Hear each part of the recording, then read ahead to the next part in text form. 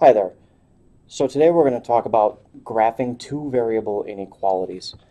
So you are kind of familiar with inequalities in terms of how to solve and sketch them on a number line. For instance, if we were to sketch x is greater than or equal to 2 on a number line, we would have our number line that looks like this with the number 2.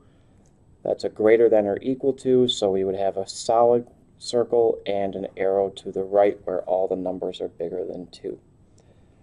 Likewise, if we had to sketch x is less than 5 on a number line, well, this one's less than, so we would have our number of 5. This time we would have an open circle, and we would go to the left. So if you think about what all these things are looking at, we have circles that are either open or closed. We have arrows that are either left or right to show where the values of x could be that would work in the inequality. If you notice the number line, I don't know if you've ever thought about this like that before, but it's really just the x-axis, which I'm saying that x is greater than or equal to 2, so I consider the x-axis and all numbers bigger than 2 on the x-axis. So what would it look like if I were to graph these examples on a coordinate plane? Well, x is greater than 2 says that I have this, and if you think back to the last unit, if I told you that x equals 2, what kind of line is that? Well, hopefully you remember that that would really be a vertical line. So this one would be a vertical line, and keep in mind that it was a solid circle because we could include 2, which means that we're going to have a bunch of solid circles or just a regular line like that, and we would shade everything to the right. The arrow here is going to the right, so I'm going to shade everything to the right of that line. And this tells us that any point in the region here shows that x is greater than 2. I can do the same thing with x is less than 5. So the first thing I'll do is find 1, 2, 3, 4, 5 right there. Again, if I thought about it as x equals 5, it would be a vertical line. The question really becomes, how do you handle this idea of the open circle? Well, what I'm going to do with that is instead of using a regular line like I did here, I'm going to use a dashed line. So at 5, what I'm actually going to do is create a dashed line. I really don't need my ruler for this one. So I create a dashed line here that looks like this, and what that says is that I can't actually use x values of 5, but I can use anything to the left of that. So I shade the entire graph to the left of that line. This is what it looks like to put that on a coordinate plane that involves both the x and y axis. Okay, so based on that, what do you think y is less than 3 would look like? Well, keep in mind that y equals 3 is a horizontal line at 3. So if I were to draw my xy axis, a horizontal line at 3 would be right about here, and this is less than, which means I would not include the number 3, so I would use this dotted line. And since it's less than, I would shade everything below that line, showing that I can include any y values as long as they're less than 3. Okay? Well, in the very beginning of this, I said that we were going to talk about two variable inequalities. So now let's take this and expand it to the idea of y is less than x. Okay, so if we were to think of some values that fit that condition where y is less than x. So I'm going to say that x is 4, so I'm going to pick a number less than that, like 3. Hopefully that makes sense that 4 is less than 3. Pick a number like 3. A number less than that is 2. If x is 2, I'll pick that y is 1. If x is 1, then I'll say that y is 0. I happen to choose these in a way that make a pattern, but honestly it really doesn't matter. However, this is a good one because now I can look at the points on my graph. So the point 4, 3 is 1, 2, 3, 4, 1, 2, 3, so I'll put a point there. And then 3, 2, and 2, 1, and 1, 0. I have enough points that I can make my line. So if I make my line, the one thing I have to be careful about is that this right here is a less than symbol, so I need to make sure that y is always less than x. And the way to do that is to actually create this dotted line.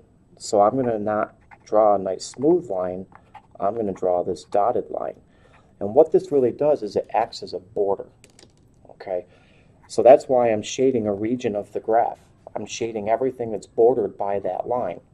In this case, y is less than x, so I'm going to shade everything underneath the line.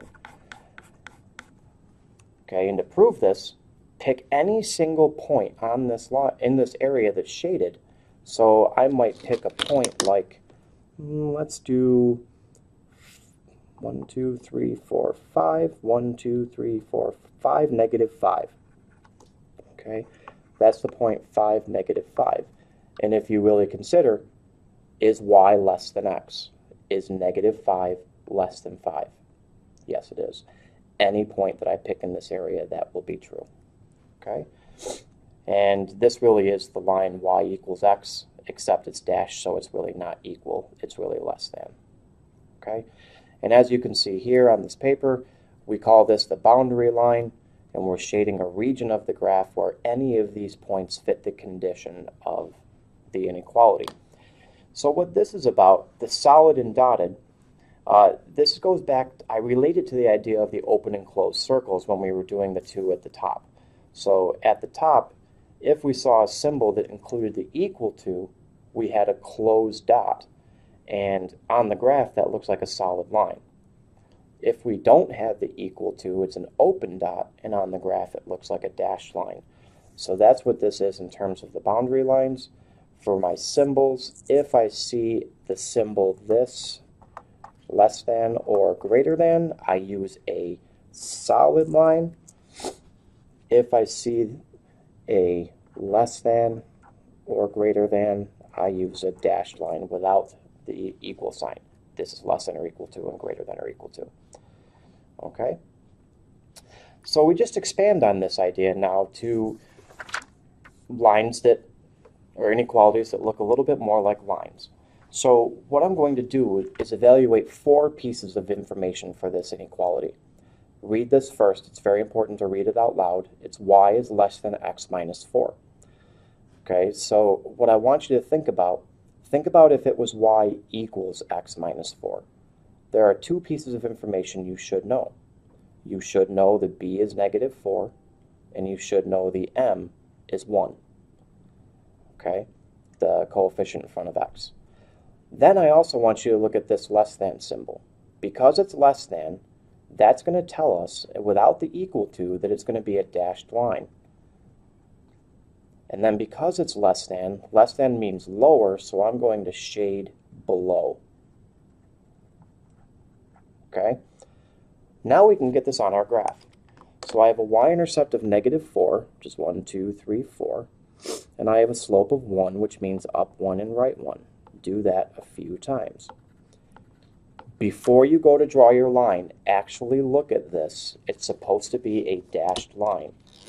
Okay, so I'm going to be very careful when I do this to draw dashed, not a solid line. I still have to put arrows.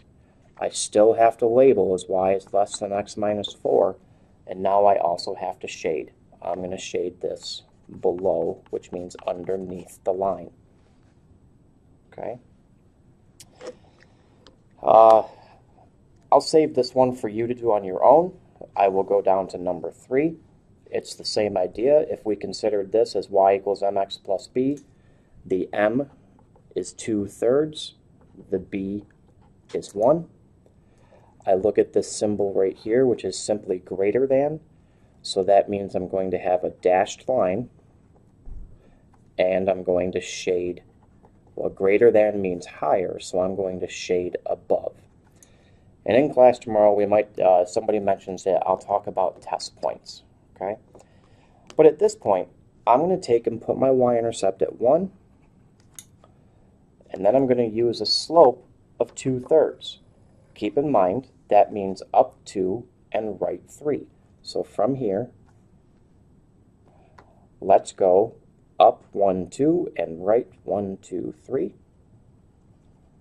Let's do it again. Go up 2 and right 1, 2, 3. If you wanted to, you could go backwards, but I think this is enough. So I'm going to take my ruler. This is a dashed line, remember, so I'm going to draw my dashed line that looks like this. Okay, and that is y is greater than 2/3 x plus 1. I need to shade above the line. So if I shade above the line, I'm looking at something that looks like this. Okay, so let's see if you can use that idea. Try and do numbers 2 and 4, please. I will have those ready when we come into class. If there's any questions, feel free to email me or just be ready to ask at the beginning of class time. I'll see you tomorrow. Bye.